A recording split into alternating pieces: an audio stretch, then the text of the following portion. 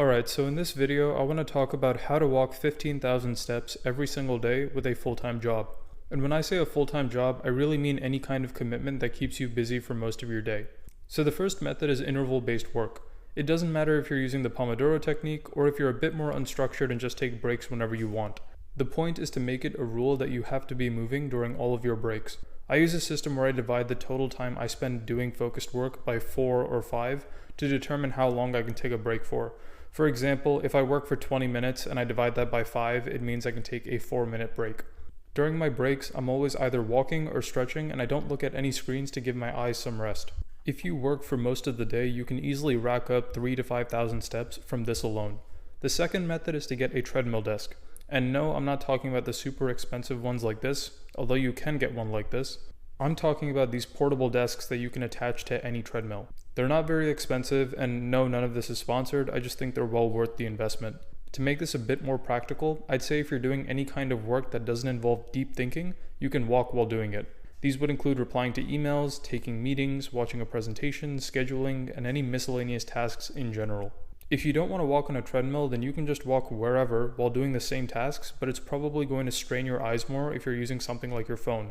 So if you don't like the treadmill desk, I'd recommend doing any work that doesn't involve continuously looking at a screen while you're walking. For example, if you're walking outside, you can still take care of emails by reading the email, thinking about what you want to say while not looking at your phone, and then quickly typing up your response. The treadmill desk is definitely more practical for people working remotely, but even if you're not, you can still just walk any chance you get while you're at work, especially if you find yourself doing tasks that don't require much brain power. So depending on how much flexibility you have with your work setting and the kind of work that you do, you can get between 3,000 to 10,000 steps from this.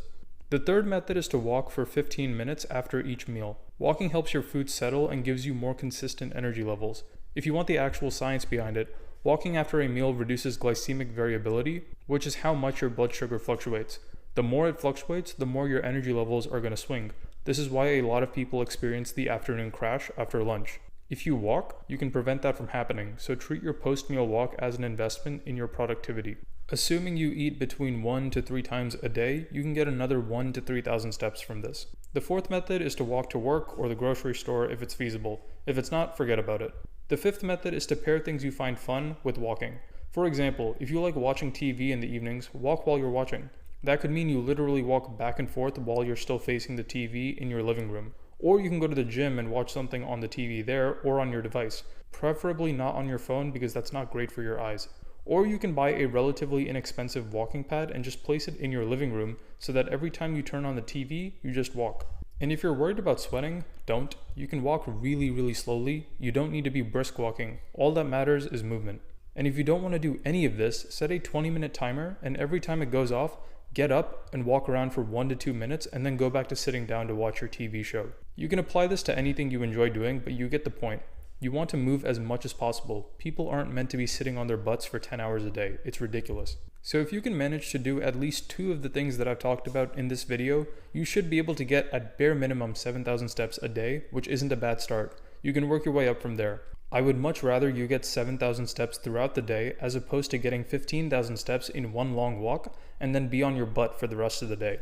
So I hope that was valuable. If it was, we'd really appreciate you subscribing to the channel and or joining our newsletter. And as always, take care of your health and it will take care of you.